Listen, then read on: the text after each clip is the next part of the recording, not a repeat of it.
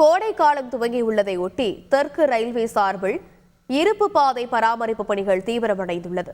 இதுகுறித்த கூடுதல் விவரங்களை செய்தியாளர் தாயுமானவன் வழங்க கேட்கலாம். வணக்கம் தாயுமானவன், இந்த இருப்பு பாதையானது எத்தனை கிலோமீட்டர் அளவுக்கு மேற்கொள்ளப்பட்டு வருகிறது? அது குறித்து சென்னை கடற்கரை முதல் தாம்பரம் இடையிலான ரயில்வே வழித்தடத்துல தொடர்ந்து 5வது வாரமாக இருப்பு பாதை பராமரிப்பு பணிகள் என்பது வாராந்திர பராமரிப்பு பணிகள் என்பது மேற்கொள்ளப்பட்டு வருகிறது.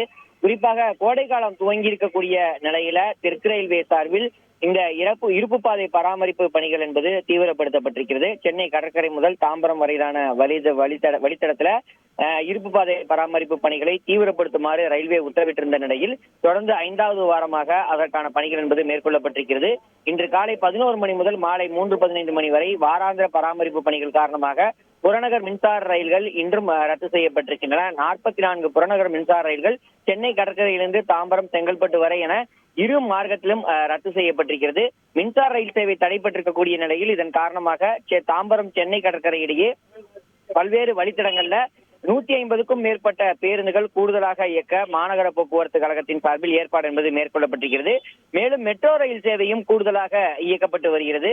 இதனிடையே தொடர்ந்து 5 வாரங்களாக அந்த மேற்கொள்ளப்பட்டு வரக்கூடிய பராமரிப்பு பணிகளை விரைந்து முடிக்கக்கூடிய வகையில் ரயில்வே துறையின் சார்பில் இன்றைய தினம் கிண்டி பரங்கிமலை இடையே இந்த பராமரிப்பு பணிகளை தீவிரப்படுத்தப்பட்டு இந்த இருப்பு பாதை சீரமைப்பு என்பது மேற்கொள்ளப்பட்டு வருகிறது. கோடைக்காலம் துவங்கி இருக்கக்கூடிய நிலையில் சென்னை கடற்கரை தாம்பரம் இடையே இருப்பு பாதை பராமரிப்பு பணிகளை விரைந்து முடித்திட ஊழியர்களுக்கு ரயில்வே சார்பில் வழிகாட்டுதல் என்பது வழங்கப்பட்டிருக்கிறது. அந்த வகையில் தான் பணிகள் என்பது முன்னெடுக்கப்பட்டிருக்கிறது.